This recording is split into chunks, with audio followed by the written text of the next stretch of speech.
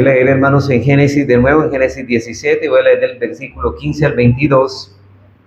Dice así: dijo también Dios a Abraham y a Sarai, tu mujer no llamarás, dijo también Dios a Abraham y a Sarai, tu nombre no la llamarás Sarai, mas Sara será su nombre. Y la bendeciré y también te daré de ella hijo, sí, la bendeciré, y vendrá a ser madre de naciones, reyes de pueblos vendrán de ella. Entonces Abraham se postró sobre su rostro y se rió, y dijo en su corazón: a hombre de 100 años ha de nacer hijo, y Sara ya de 90 años ha de concebir. Y dijo Abraham a Dios: ojalá Ismael viva delante de ti. Respondió Dios: ciertamente Sara tu mujer te dará a luz un hijo, y llamará su nombre Isaac. Y confirmaré mi pacto con él como pacto perpetuo para tu descendencia después de él. Y en cuanto a Ismael, también te he oído, y aquí que le bendeciré, y le haré fructificar y multiplicar mucho en gran manera. 12 príncipes engendrará, y haré de él una gran nación. Mas yo estableceré mi pacto con Isaac, el que Sara te dará a luz por este tiempo el año que viene.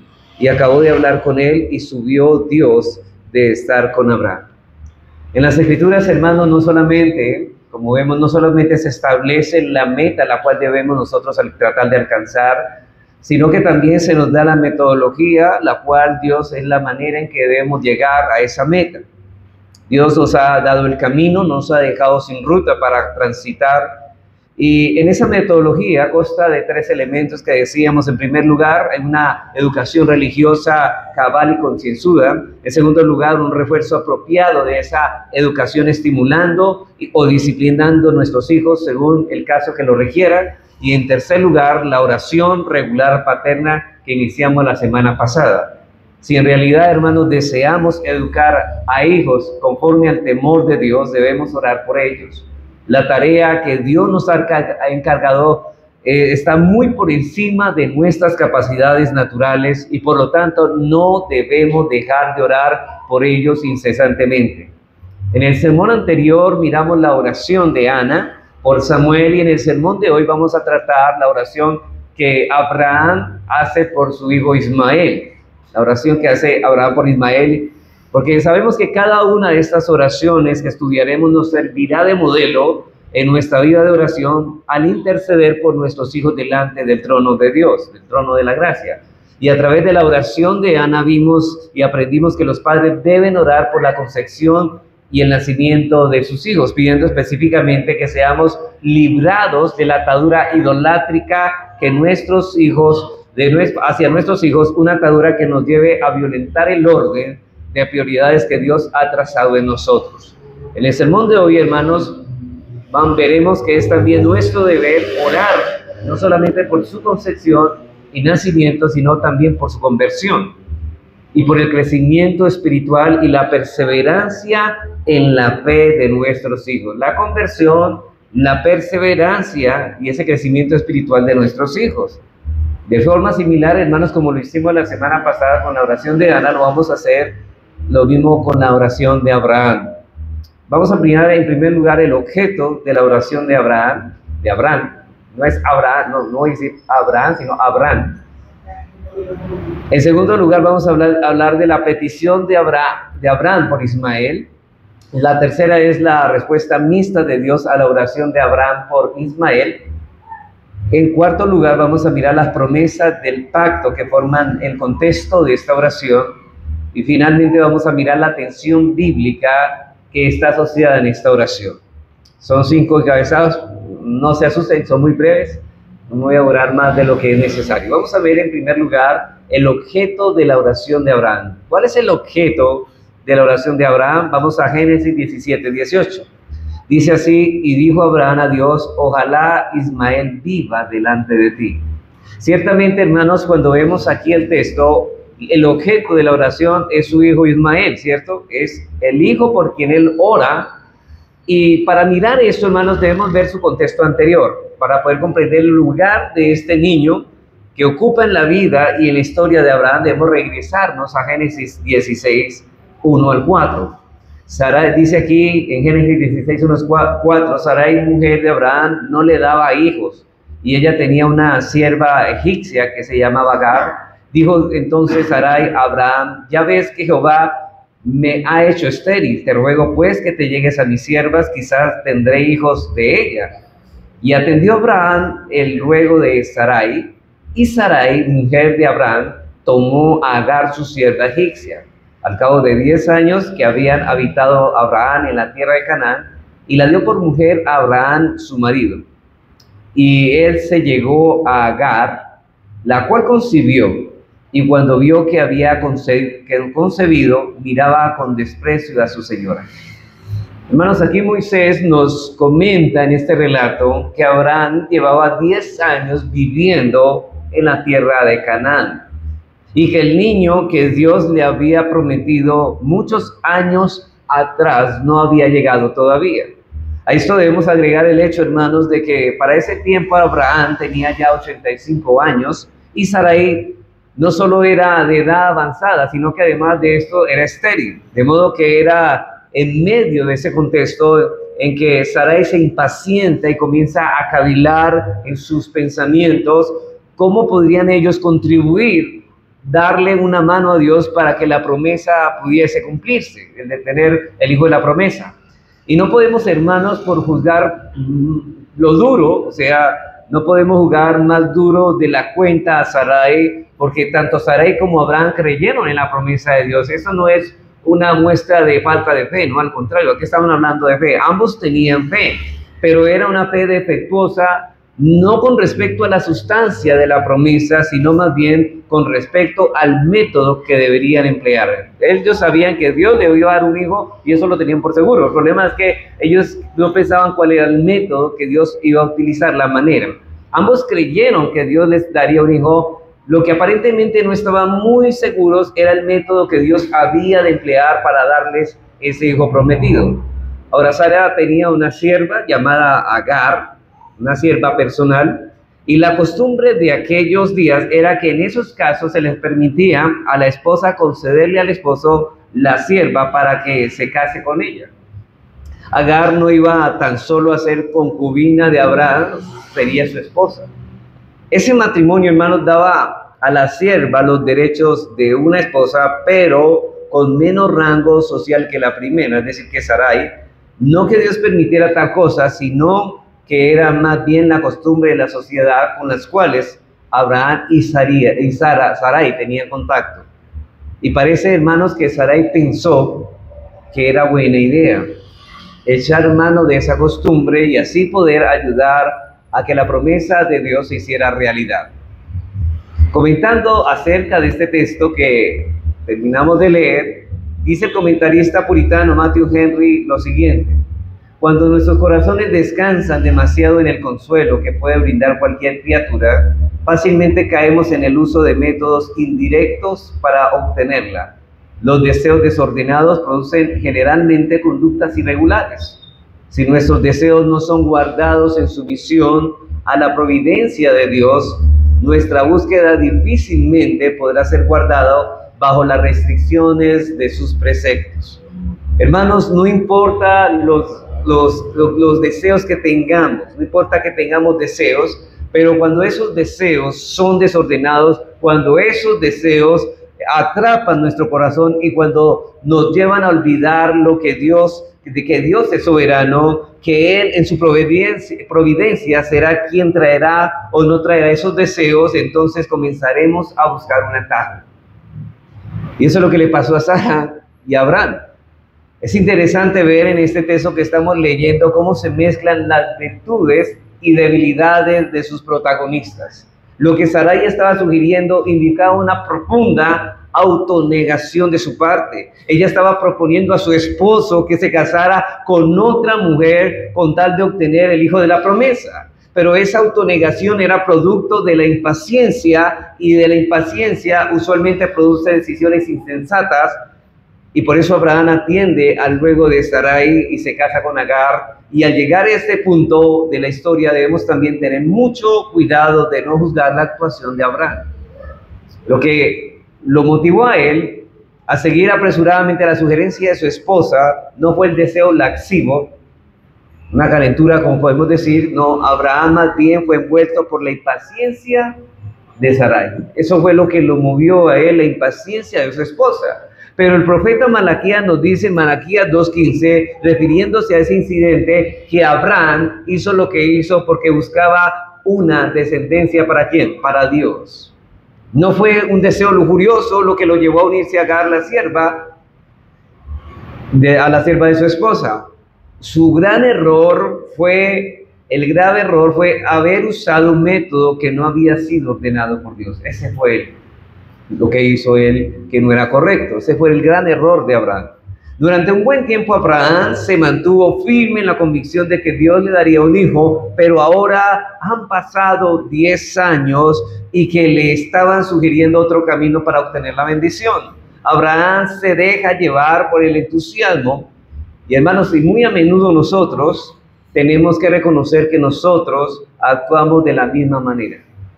A veces como estamos esperando en Dios y queremos un atajo. Y a veces tenemos que cosechar las consecuencias de nuestros errores. El problema nuestro no está en creer en un momento dado, sino en seguir creyendo. En algunos momentos nos vemos en medio de alguna dificultad y al principio estamos dispuestos a esperar en Dios, que sea Dios quien alivie nuestras circunstancias, pero entonces el tiempo comienza a pasar y la paciencia comienza a agotarse y finalmente somos vencidos por la incredulidad. Eso fue lo que le sucedió a Abraham en ese momento. Abraham se llegó a la sierva de su esposa Sara, esta concibió y esto en verdad, en vez de resolver el problema, lo que hizo fue agravarlo. Muy pronto, hermanos, comenzaron a cosechar los frutos de la decisión insensata que habían tomado. Agar comenzó a tratar con desprecio a Sarai, a tal punto que ésta no se limita a corregirla, de hecho, como podía y debía hacerlo, ya que Agar seguía siendo su sierva. Pero Sarai comenzó a tratarla con severidad, con dureza. Y Agar no puede soportar más la situación y decide huir de la casa, y en el camino se encuentra el ángel de Jehová. Y ahí es donde este ángel pronuncia unas palabras para ella de consuelo. Y ahí en Génesis 16, 7 al 12 dice lo siguiente: y la halló el ángel de Jehová junto a una fuente de agua en el desierto, junto a la fuente que estaba en el camino de Chur, y le dijo, Agar, sierva de Sarai, ¿de dónde vienes tú y a dónde vas? Y ella respondió, huyo de delante de Sarai mi señora. Y le dijo el ángel de Jehová, vuélvete a tu señora y ponte sumisa bajo tu mano. Le dijo también el ángel de Jehová, multiplicaré tanto tu descendencia que no podrá ser contada a causa de la multitud. Además le dijo el ángel de Jehová, he aquí que has concebido y darás luz a un hijo y llamarás su nombre Ismael, porque Jehová ha oído tu aflicción y él será hombre fiero. Su mano será contra todos y la mano de todos contra él, y delante de todos sus hermanos habitará. Agar, siguiendo la orden del ángel de Jehová, vuelve a la casa y da a luz un hijo. ¿Qué dice en el versículo 15? Y Agar dio a luz un hijo a Abraham, y llamó a Abraham el nombre del hijo que le dio a Agar, Ismael.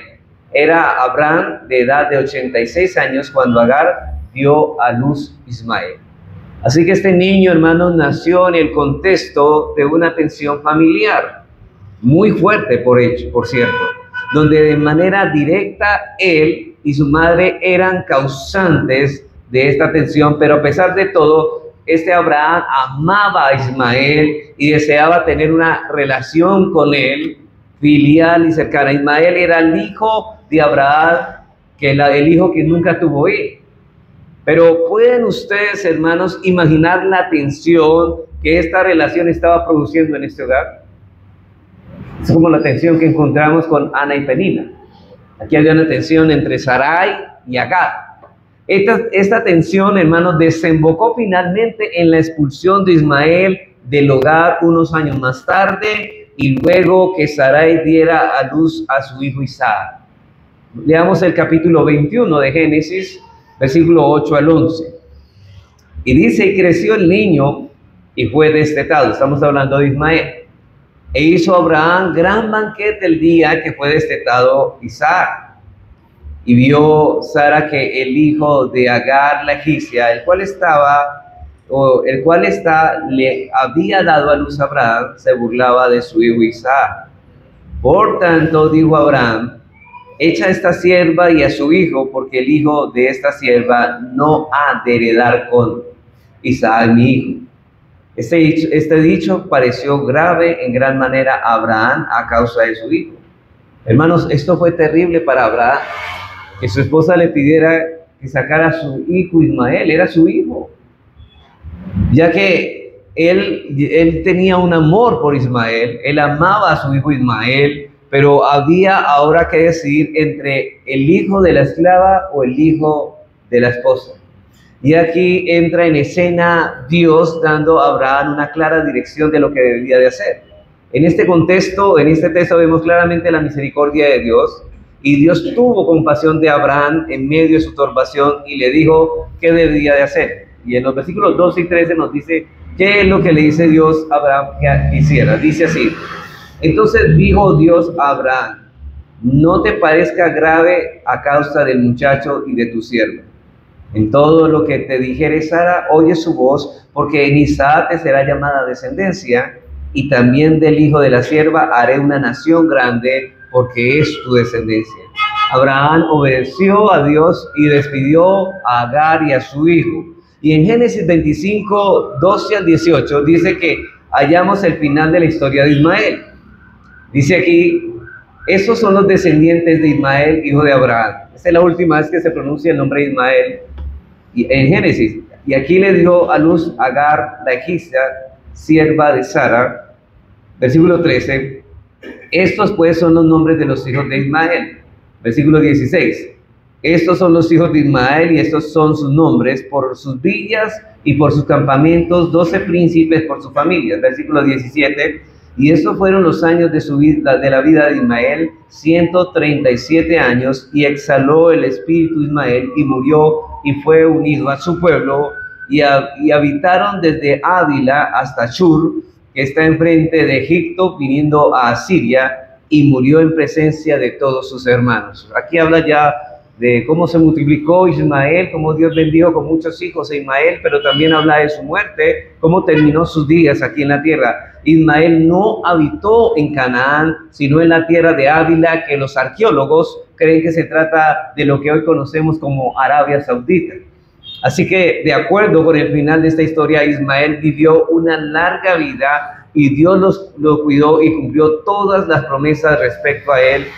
Pero no pasemos por alto, hermanos, una pequeña frase que Moisés describe acerca de Ismael en el versículo 17. Dice que Ismael exhaló el espíritu, o sea, murió y fue unido a su pueblo. Esta frase significa en el Antiguo Testamento la muerte de algunas personas. Por ejemplo, en Génesis 25:8 para hablar de la muerte de Abraham. En Génesis 35:9 para hablar de la muerte de Isaac. En Génesis 49:33 para hablar de la muerte de Jacob. En Números 24 para hablar de la muerte de Abraham. Y en Deuteronomios 32:50 para hablar de la muerte de Moisés. Así que sea lo que signifique esta frase, que fue unido con su pueblo, es interesante notar que solo se usa para indicar la muerte de algunos hombres justos en el Antiguo Testamento: Abraham, Isaac, Jacob, Aarón, Moisés, Ismael. Y Calvino comenta de esto al respecto, que esta frase nos enseña primero que hay vida después de la vida. Segundo, que de un modo u otro después de esta vida somos reunidos allá con nuestro propio grupo. Por ejemplo, ¿cuál es su grupo aquí? Ese será su grupo en el destino eterno. Los que usted más ama aquí son los que usted se va a encontrar en el destino eterno. Si son el pueblo de Dios, usted termina con el pueblo de Dios. Pero si usted ama más a las personas del mundo, usted termina con las personas del mundo en el destino eterno. Es decir, hermanos, el que vivió con los impíos aquí será reunido con el mismo grupo, y el que se identificó con los santos aquí vivirá con los santos allá. Eso es una regla. Ahora bien, cada cual será reunido con su pueblo. Aquellos con quienes vivimos aquí serán los compañeros allá. De todos modos, aunque no podemos ser dogmáticos al respecto de esta frase, hermanos, puede significar que eventualmente puede significar, aunque no deja claro que Ismael sea salvo. Pero vamos a mirar más adelante que esto terriblemente no fue así. Que murió y fue reunido con su pueblo, con los santos de la antigua dispensación. Bueno, habiendo visto, hermanos, ya la historia y el objeto de la oración de Abraham, miremos en segundo lugar la petición de Abraham por Ismael. ¿Cuál es la petición? Si él va a orar por este Ismael, que lo vimos en su contexto, ¿cuál es la petición que hace por él? Vamos a los versículos 16 y 18 del capítulo 17. Dice así: y la bendeciré, y también está hablando de Agar, y también te daré de Sara, y la bendeciré y también te daré de ella un hijo. Sí, la bendeciré y vendrá a ser madre de naciones, reyes de pueblos vendrán de ella. Entonces Abraham se postró sobre su rostro y se rió, y dijo en su corazón: a hombre de 100 años ha de nacer hijo, y Sara ya de 90 años ha de concebir. Y dijo Abraham a Dios: ojalá Ismael viva delante de ti. Esta es la petición: ojalá Ismael viva delante de ti. ¿Qué clase de petición es esa la que está haciendo Abraham a Dios? Bueno, aquí no se está diciendo que Abraham está dudando de que Dios le dé un hijo de su esposa Sara, y por lo tanto pide a Dios que le preserve la vida a su hijo Ismael. Pero eso no es lo que él no está orando tanto por la preservación de la vida de su hijo Ismael. Abraham más bien recibió esa noticia con gozo, y dice que Abraham se postró sobre su rostro y se rió, y esta no fue una risa de dudas, sino de gozo y de asombro por el poder de Dios. Y por eso el apóstol Pablo interpreta, inspirado por el Espíritu Santo, lo que pasó en el corazón de Abraham. No es que él dudaba de su hijo Isaac, no es que él pidiera por su hijo como si no hubiera venido el hijo de la promesa. Dice en Romanos 4, 18 al 22, dice: y él creyó en esperanza contra esperanza para llegar a ser padre de muchas gentes, conforme a lo que se había dicho: así será tu descendencia. Y no se debilitó en la fe al considerar su cuerpo, que estaba ya como muerto, siendo de casi 100 años, o la esterilidad de la matriz de Sara. Tampoco dudó por incredulidad de la promesa de Dios, sino que se fortaleció en fe, dando gloria a Dios, plenamente convencido de que era también poderoso para hacer todo lo que había prometido, por lo cual también su fe le fue contado por justicia. Hermanos, Abraham no dudó que Dios le iba a dar un hijo de Sara. Él estaba plenamente convencido de que Dios era poderoso para hacer todo lo que le había prometido. Así que eso no es lo que significan estas palabras: que Abraham viva delante de ti, de lo que dice Génesis 17, 16, 18. Pero Abraham estaba preocupado, ¿sabe por qué? Por el futuro de su hijo Ismael. Eso es lo que le lleva a hacer esta petición. No es que dudara de que iban a ser Isaac, no. Le preocupaba era el bienestar de su hijo Ismael. Abraham amaba a Ismael como un padre ama a su hijo, y se preguntaba qué sería de su hijo. Ahora Sara iba a tener un hijo, y que ese hijo sería el heredero de la promesa, y esta preocupación es lo que lo lleva a pedir lo que le pide a Dios: que Ismael viva delante de ti. Y ahora Abraham sabe que Ismael no era el hijo de la promesa. Su principal preocupación es que él también obtenga el favor de Dios.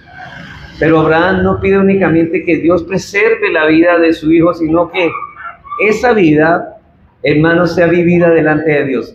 Es decir, Abraham estaba pidiendo no solo por su preservación física de Ismael, sino también por su bienestar espiritual. ¿Sabe por qué estaba orando Abraham? Por la conversión de Ismael.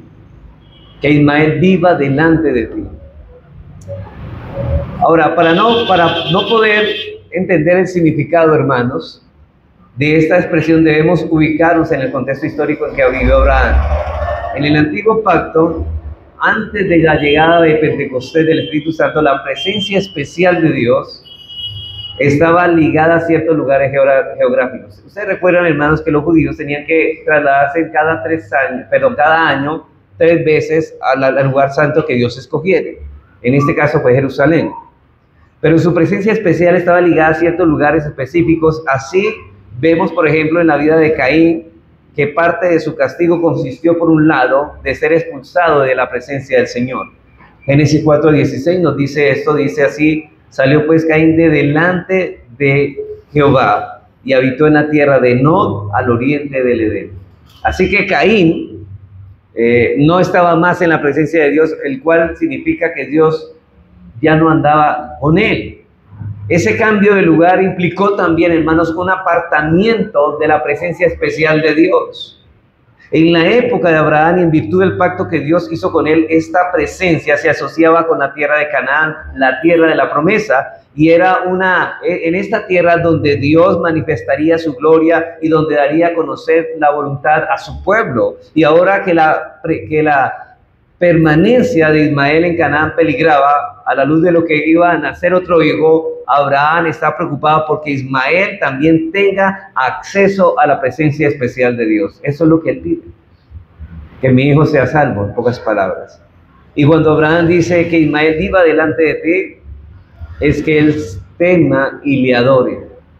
Lo que Abraham pide es que Ismael continúe viviendo en Canaán para que él también, igual quizá, aunque no es el hijo de la promesa, reciba los beneficios que trae el estar delante de la presencia de Dios, el percibir que los frutos de la gracia que consigo trae la manifestación especial de su gloria estén en él. Y eso es lo que Abraham está pidiendo. O sea, por ejemplo, que él sea regenerado, que él sea convertido, que todas las cosas que Cristo iba a alcanzar en un futuro también él las disfrute. Él sabía que el nacimiento de Isaac podría significar el aumento de esa tensión en la casa en cuanto a Ismael, y su deseo como padre era que ambos pudiesen disfrutar de los privilegios de vivir en la tierra de la promesa. Y eso nos pasa a nosotros, hermanos. No queremos que un hijo de nosotros simplemente sea salvo, queremos que todos nuestros hijos sean salvos. Y este es el caso de Abraham. Abraham está preocupado por el futuro de Ismael y por la descendencia física que venía detrás de él, de modo que en las generaciones venideras, hermanos, el testimonio de Dios y su revelación especial pudiese ser conocido por ellos. Y hermanos, aquí podemos hacer unas palabras de aplicación a esto. Hermanos, la presencia especial de Dios hoy en día, después de Pentecostés, está en la iglesia de Dios, que es la casa de Dios. Dios ha prometido su presencia especial cuando la iglesia se reúne, y cuando la iglesia se reúne es casa de Dios. Por eso es que debemos reverencia cuando estamos reunidos adorando, porque este lugar es casa de Dios. Porque Dios ha manifestado su presencia, y cuando deseamos y pedimos que nuestros hijos vivan delante de la presencia de Dios, es que ellos puedan estar atentos desde niños a escuchar la palabra, de que esa palabra produzca en ellos vida espiritual. En Mateo 18:20 el Señor Jesucristo prometió a sus discípulos que donde están o dos o tres congregados en su nombre, allí está Él en medio de ellos. Por eso la reverencia, hermanos, de sus hijos, cuando la palabra está siendo predicada, cuando se están cantando, no estamos haciendo otra cosa, sino hay reverencia. Cuando no exhortamos a nuestros hijos a ser solemnes, estamos permitiendo que su corazón malo los siga arropando y abrigando.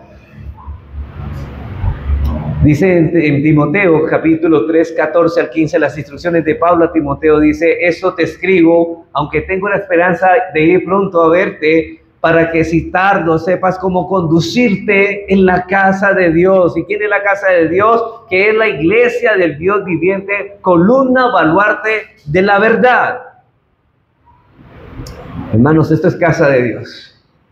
Cuando Jacob estaba yendo a Betel, ungió la piedra y tuvo temor porque dijo: esto ciertamente es casa de Dios, y él temblaba. Parece que nosotros no tembláramos, hermanos, cuando estamos reunidos aquí. Parece que esto fuera un lugar más para reunirse y escuchar simplemente una enseñanza, pero no más. No, hermano, Dios ha prometido su presencia especial y debemos estar temblando ante esa presencia. En la iglesia es donde encontramos aquellos medios de gracia que Dios usa para el crecimiento del creyente en la gracia y la salvación de los perdidos, hermanos. Así que Dios ya no habla por sueños, por visiones, como en los días de Abraham, pero nos habla a través de su palabra cuando es expuesta por aquellos hombres que Dios ha llamado cualificativamente para que lo hagan, para que prediquen bien su palabra. Dios habla a través de ella y presenta su presencia especial delante de nosotros.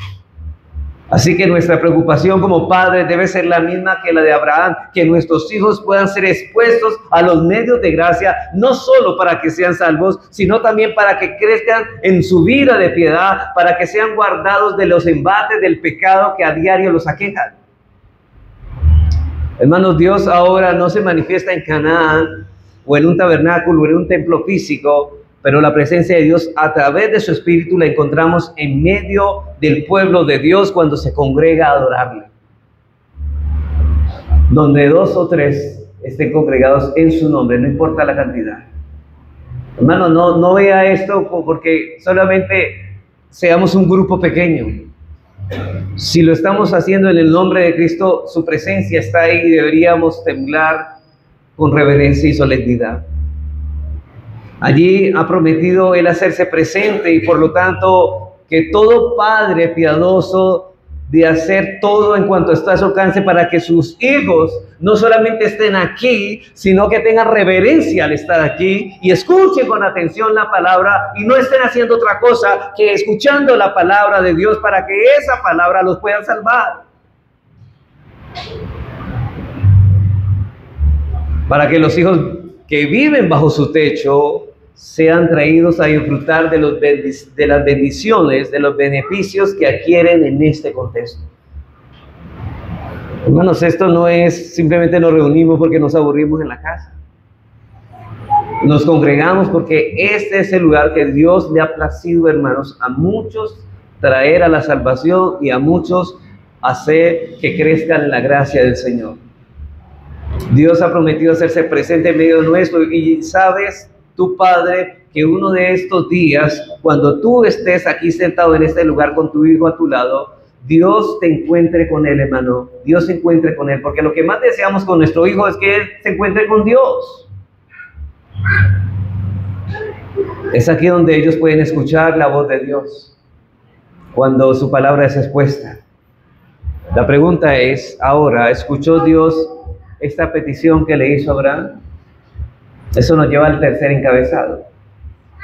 Y la respuesta aquí, hermanos, el tercer lugar, el tercer encabezado es que la respuesta mixta de Dios, o la respuesta mixta de Dios a la oración de Abraham. La respuesta mixta de Dios a la oración de Abraham. Ahora, ¿por qué digo mixta? Porque fue un sí y un no. Un sí y un no. ¿Cómo es eso? Hermanos, recuerden, y esto, miren, hermanos, hay un maestro, hermanos, que si usted, puede ser que usted cree que está criando a los hijos en el amor y la amonestación del Señor, pero no lo esté haciendo.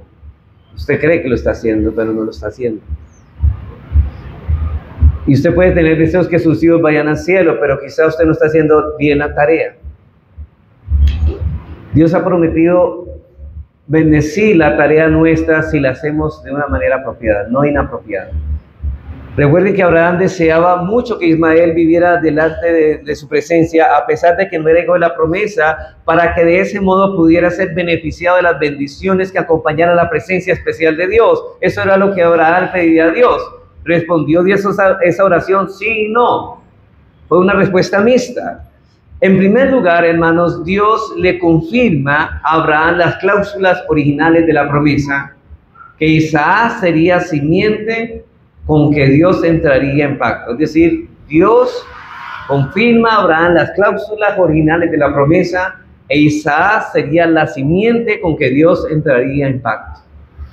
Génesis 17:19.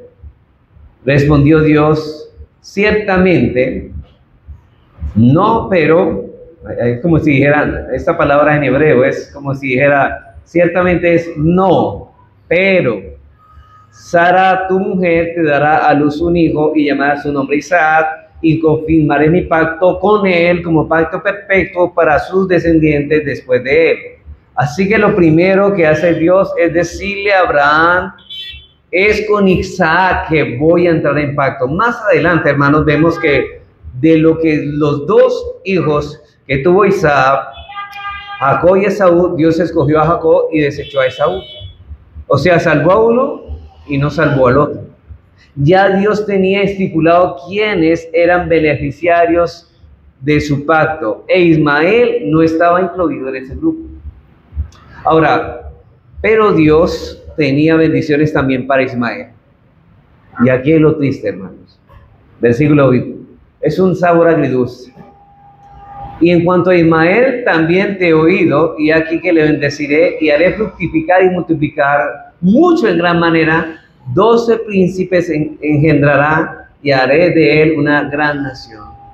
Hermanos, Dios no le da a Ismael la bendición que pidió Abraham.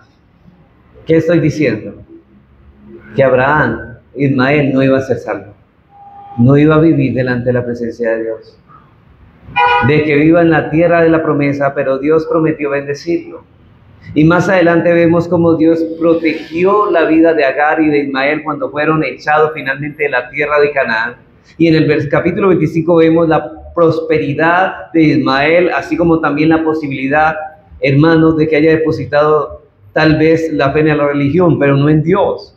Así que Dios ciertamente bendijo a Ismael porque era el hijo de Abraham, pero Dios respondió la oración en bendecirlo en esta tierra, pero no darle vida espiritual. Eso es triste, hermano. Es triste. ¿Cómo es pedirle, hermanos, que nosotros, si supiéramos que estemos orando por un hijo y Dios nos diga, no lo voy a salvar? Es triste, hermanos.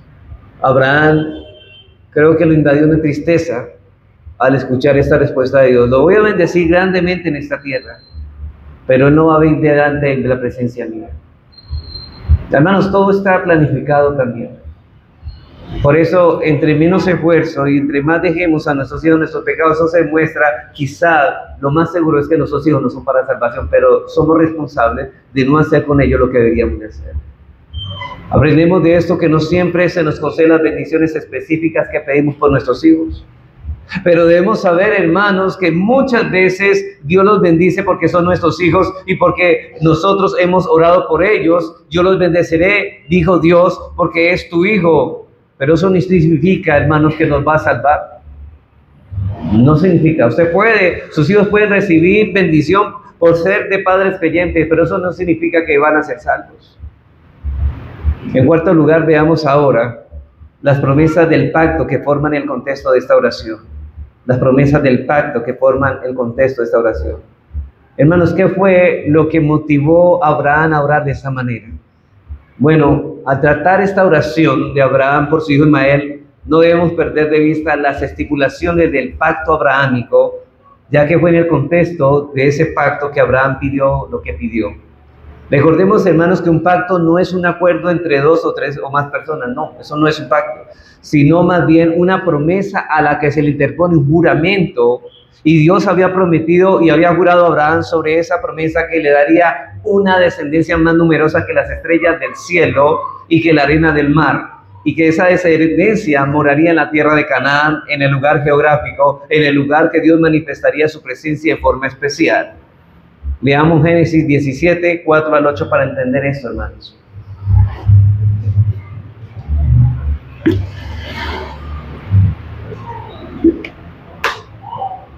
He aquí mi pacto es contigo.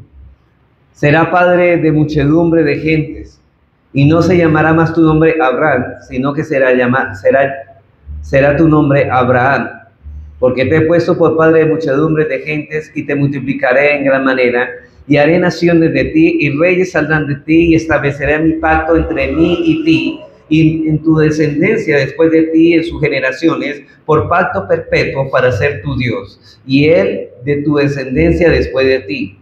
Y te daré a ti y a tu descendencia después de ti la tierra en que moras, toda la tierra de Canaán en heredad perpetua, y seré el Dios tuyo. Hermanos, en el pacto de Abraham estaban bendiciones físicas como espirituales, pero no toda la descendencia de Abraham disfrutó de las bendiciones espirituales. Son estas palabras que Abraham tiene en mente cuando pidió más adelante: gracias porque me vas a dar un hijo a través de mi esposa Sara, pero que Ismael, Señor, viva delante de ti, que él también reciba los beneficios del pacto. Esa promesa lógicamente establecía el hecho de que Abraham tendría un descendiente, pero no con Agar, sino con Sara. Y Abraham y la descendencia que vendría a través de Isaac, el hijo de Sara, serían bendecidos por Dios en virtud de ese pacto. Pero observemos algunas cosas. Primero, que no todos los descendientes físicos de Abraham vivirán en la tierra de la promesa. No todos los descendientes físicos de Abraham vivirán en la tierra de la promesa. Ismael y sus descendientes no disfrutaron de ese beneficio. Parece que él fue el padre de los árabes. Ni tampoco los hijos que Abraham tuvo más adelante con Cetura. Luego de la muerte de Sara, la promesa apuntaba solo a Isaac y a algunos de sus descendientes. Por ejemplo, otra vez, Isaac tuvo 2 hijos y a uno lo retuvo, que fue Jacob, para que viviera en la tierra de Canaán, pero a Esaú no. De hecho, la tierra que fue diferente a la de Esaú, la tierra de los edomitas, ¿se acuerdan? Y de ellos 2, Dios escogió a Jacob y pasa por alto a Esaú, y la promesa fue cumplida a través de Jacob y sus descendientes. Entonces la promesa no incluía a toda la descendencia de Abraham. Hermanos, el hecho de que nosotros quedamos cristianos y podamos orar por ellos no significa que Dios va a salvar a nuestros hijos, a todos nuestros hijos. Eso no lo sabemos. Segundo, yo sé que algunos tienen esa cita que creen en el Señor Jesucristo y serás salvo tú y tu casa. Ahorita explicamos eso, que eso no es como lo cree la gente. La gente mucho recita esto, pero eso no es una promesa para nosotros. Segundo, debemos entender que este pacto no incluía la promesa de que todos los hijos de Abraham serían salvos de sus pecados. Eso no incluía.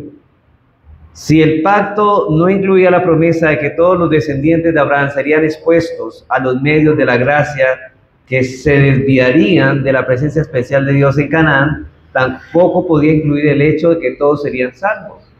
Y podemos decir, hermanos, que así como Dios no prometió a Abraham tal cosa, tampoco Dios ha hecho esta promesa a nosotros los creyentes del nuevo pacto, tampoco lo ha hecho con nosotros. No diga que sus hijos van a ser salvos en el nombre del Señor. Eso no lo sabe usted.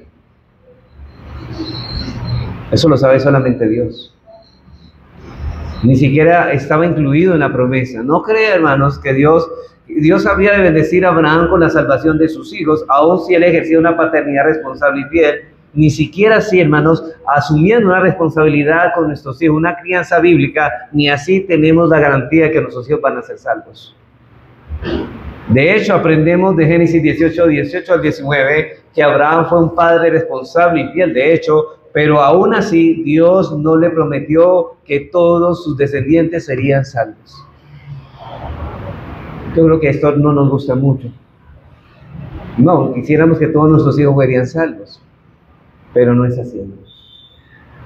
Dios prometió sencillamente que sus descendientes, a través del hijo de la promesa Isaac, y más específicamente a través de uno de los 2 hijos de Isaac, Jacob, morarían en la tierra de Canaán, y que allí serían expuestos a la presencia de Dios, y a través de las revelaciones de los profetas, de la ley, de los cultos, etcétera. Esa era la promesa. No más de ahí, hermanos. Muchos de los descendientes de Abraham cayeron postrados en el desierto cuando salieron de Egipto por causa de esa incredulidad y fueron perdidos. Entonces, ¿dónde está la promesa? Cree en el Señor Jesucristo y serás salvo tú y tu casa. Eso no es para nosotros. Si fuera para todos nosotros, los hijos de estos hombres también hubieran sido salvos. David tuvo hijos, y no todos los hijos de su casa. De hecho, la mayoría de los hijos de David no fueron salvos. Aún a pesar, hermanos, de que Abraham fue un padre responsable y fiel, esos descendientes tuvieron grandes privilegios, y muchos de ellos fueron salvos en virtud de tales privilegios, pero otros que fueron criados en ese mismo contexto murieron en incredulidad y se fueron al infierno, aunque eran descendientes de Abraham. Ahora, yo sé que yo les puedo decir algo que tal vez no les parezca lógico en este lado de la eternidad, pero cuando estemos en el cielo, usted no lo entiende todavía, ni lo trate de entender. Cuando estemos en el cielo, cuando nuestros hijos, si no son salvos, sean echados al infierno, nosotros estaremos gozosos y contentos por eso. ¡Wow! ¿Cómo es eso que vamos a estar gozosos porque nuestros hijos van al infierno? Porque Dios el gozo de nosotros no depende de nuestros hijos, sino depende del Dios y la justicia que Él está ejerciendo. Yo sé que esto no suena muy bonito, ¿cierto? No nos gusta mucho. Pero en el cielo entenderemos, hermanos, por qué Dios hizo lo que hizo. Pero yo me pregunto, hermanos, ¿cuántos de ustedes estarían temblando diciendo, no es tarde para poder comenzar a clamar por nuestros hijos para que Dios los salve? A veces somos, perdón hermanos, somos tan relajados como padres, eso no pasa nada. Mi hijo no viene de la iglesia, pero Dios sí lo tiene para salvación, los salva, hermanos. Si usted no les pone la palabra, menos oportunidad hay para él. No piense que Dios es pasivo, menos oportunidad hay para sus hijos. Por eso este texto nos enseña, hermanos, que la verdadera religión y la falsa ejercen una gran poderosa influencia en nuestros hijos. Si usted no los expone a la verdad, ellos serán expuestos al engaño. Tercero, aprendemos de todo esto, hermanos, que Dios no ha prometido que todos los hijos de los creyentes responsables y fieles serán salvos. Éxodo 24:6. Y aquí nos habla en el contexto de los mandamientos. Dice, no te harás imagen ni ninguna semejanza de lo que esté arriba en el cielo, ni abajo en la tierra, ni en las aguas debajo de la tierra. No te inclinarás a ellas ni las honrarás, porque yo soy Jehová tu Dios, fuerte y celoso, que visito la maldad de los padres sobre los hijos hasta la tercera y cuarta generación de los que me aborrecen, y hago misericordia a millares a los que aman y guardan mis mandamientos. Hermanos, este texto nos enseña que la verdadera religión y la falsa ejercen una gran y poderosa influencia en las generaciones que aún no han nacido. Eso por un lado no significa que todos los hijos de un idólatra serán condenados hasta la tercera y cuarta generación. ¿Cuántos de nosotros vivimos, hermano? Porque si el caso, nunca seríamos salvos nosotros que estamos aquí. ¿Cuántos de nosotros tenemos padres que fueron idólatras? Y a pesar de eso, Dios nos rescató. Pero por otro lado, tampoco significa que cada uno de los hijos de los creyentes serán salvos por todas las generaciones futuras. Y debemos darle gracias a Dios, hermanos, que eso no es lo que significa, porque si no, ninguno de nosotros hubiéramos sido salvos, porque la mayoría, por no decir todos, venimos de padres idólatras. Ese texto no enseña, hermanos, no enseña que los hijos de los idólatras serán irremisiblemente condenados, pero tampoco enseña, obviamente, que los hijos de los creyentes serán automáticamente salvados por ser hijos de creyentes. Hay algunos que han descansado en una falsa esperanza y por eso no se preocupan por criar a sus hijos en el temor de Dios. Hermanos, si realmente esto despertara el corazón de muchos padres, estarían preocupados por acercarse a sus hijos y traerlos y exponerlos a la presencia del Señor. Porque ellos dicen, cree en el Señor Jesucristo y serás salvo tú y tu casa. Pero esa promesa, vuelvo a repetir, hermanos, fue específica para un hombre, pero Dios no ha dado esa promesa en sentido general. No la ha dado. No te apoyes, porque esa promesa no es para ti. No es para ti, era para ese hombre en particular. Lo que este texto sí enseña es que las prácticas religiosas, me estoy refiriendo a Éxodo 20, es que las prácticas religiosas de los padres actúan para bien o para mal, tendrán un fuerte impacto de los descendientes. Es un gran privilegio, hermanos, el que tienen los hijos de los creyentes fieles. Por ejemplo, hermanos, ¿usted cree que un padre que no guarda el día del Señor, sus hijos lo van a guardar? Que es irreverente y profana ese día, ¿usted cree que sus hijos van a seguir cumpliendo ese mandamiento? Usted los influye negativamente para que no lo hicieran. Cuando estos hijos crezcan y salgan de su casa, ellos se apartarán del Señor, pero usted dirá, ¿pero por qué? Porque quizá usted no hizo el trabajo, no fue responsable en exponerlos a la palabra porque usted fue perezoso en eso. Porque es a través de esas cosas que Dios bendice a generaciones venideras. Pero el hecho de que Dios haya prometido bendecir esos medios especiales de gracia no significa que todos aquellos que se pongan a esos medios serán automáticamente salvados por Dios. Pero yo entiendo, hermanos, que también hay una promesa, dice que la palabra de Dios no volverá vacía, sino hará todo lo que Él quiere. Y sé que Dios también ha decretado los medios, y el hecho de que estos niños perseveren con nosotros, escuchando la palabra, hermanos, lo más probable es que Dios salve a esos hijos. Pero que usted esté haciendo bien la tarea, porque algunos padres no están haciendo bien la tarea. Dios ha prometido bendecir la fidelidad de los padres piadosos que exponen a sus hijos a los medios de gracia, pero que cuando un padre le da prioridad a los asuntos de esta vida más que a las cosas de Dios, ¿será ese hijo podrá salvarse?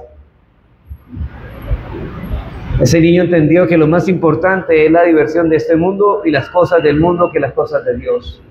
Y como regla general, nuestros hijos serán salvados en el contexto de nuestra fidelidad al exponerlos a tales medios como regla general, pero no podemos ampararnos en esperanzas falsas, en promesas que Dios no ha dado, hermanos, porque muchos padres fieles que han criado a sus hijos en el temor de Dios han visto morir a sus hijos en incredulidad.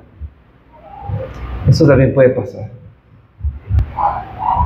Finalmente veamos, hermanos, para terminar esta enseñanza, la tensión bíblica asociada con esta oración. Hay una tensión bíblica, la tensión bíblica asociada con esta oración, Romanos 10:1. Aquí en este texto encontramos, hermanos, en el texto del apóstol Pablo orando por esos descendientes de Abraham. Así que este texto está conectado con lo que estamos estudiando. Dice, hermanos, ciertamente, ustedes recuerdan la oración, él está dolido porque los de su pueblo son incrédulos. Y él dice, hermanos, ciertamente el anhelo de mi corazón y mi oración por Israel es ¿para qué? Para salvación. Este texto fue escrito en el contexto de fuertes declaraciones de parte del apóstol Pablo. Y en Romanos 9:14, con respecto a la soberanía de Dios en la salvación de los pecadores, él dice, ¿qué pues diremos? ¿Que hay injusticia en Dios? En ninguna manera. Pues a Moisés dice, tendré misericordia del que yo tenga misericordia y me compadeceré del que yo me compadezca.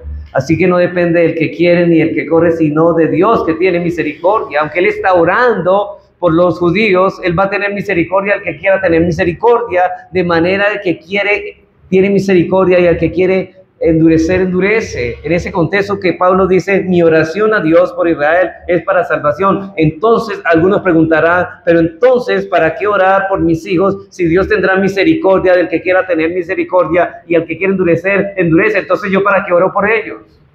¿Para qué hago la tarea que debo de hacer?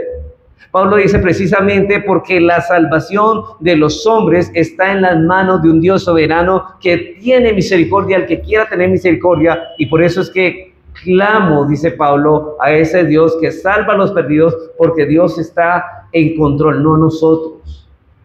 Pero hermanos, debemos rogarle a Dios que salve a nuestros hijos. Debemos hacerlo. Si la salvación estuviera en las manos del pecador, no tendríamos que orarle a Dios, como dicen los arminianos, ¿no?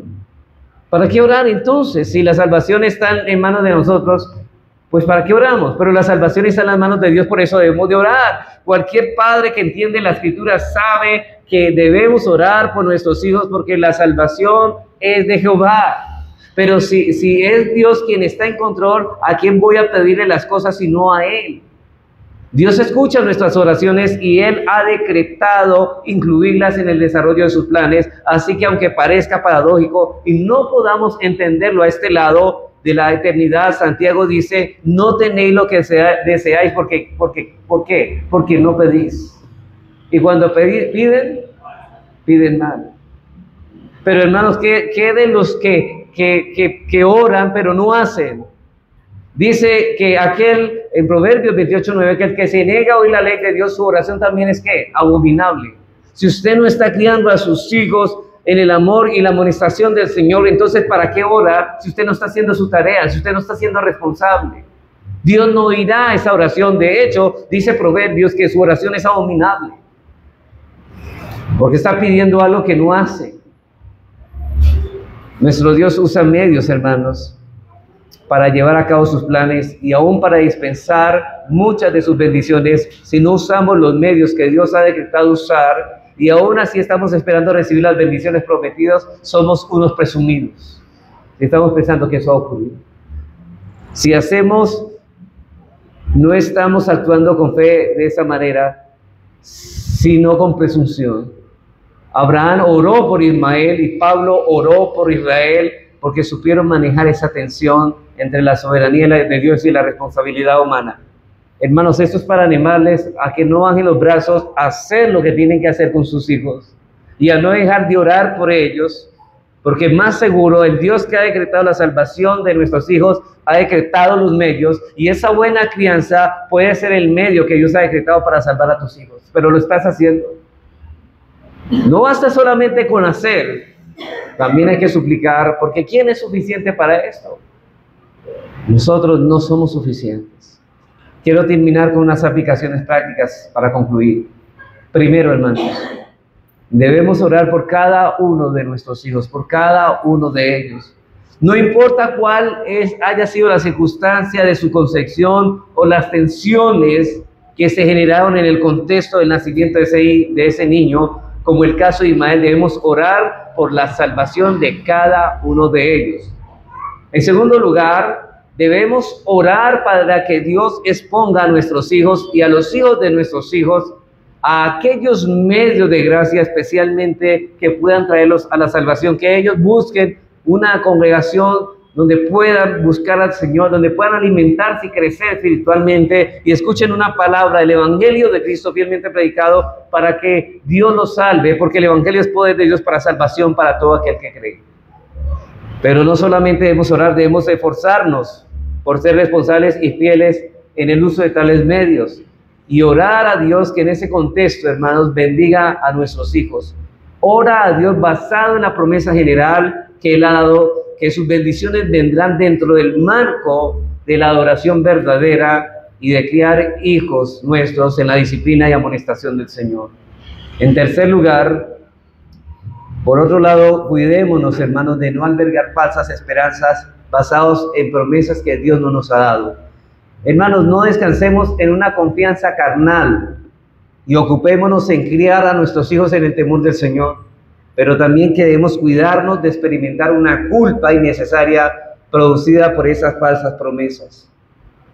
Si después puedes empeñarnos de criar hijos en el temor de Dios, si tú te empeñas, hermanos, y llegan a ser adultos incrédulos, nuestra conciencia debe estar tranquila si hicimos nuestro trabajo, si lo hicimos de manera apropiada. Y por último, no dejemos de orar por nuestros hijos y de rogar diariamente por ellos delante de Dios, que Dios obre en sus corazones y traiga salvación.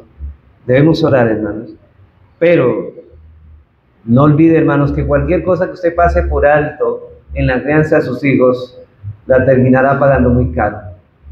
Hermanos, somos responsables, hermanos. Nunca usted debe desesperar, pero nunca sea tan pasivo en esto. Nunca desespere, pero no se relaje tanto. Que lo que es imposible para los hombres es posible para Dios, pero usted debe ejercer su responsabilidad. Y quién sabe lo que Dios hará con nuestros hijos en respuesta a nuestras oraciones y en respuesta, hermanos, a esa crianza responsable. Vamos a orar, hermanos.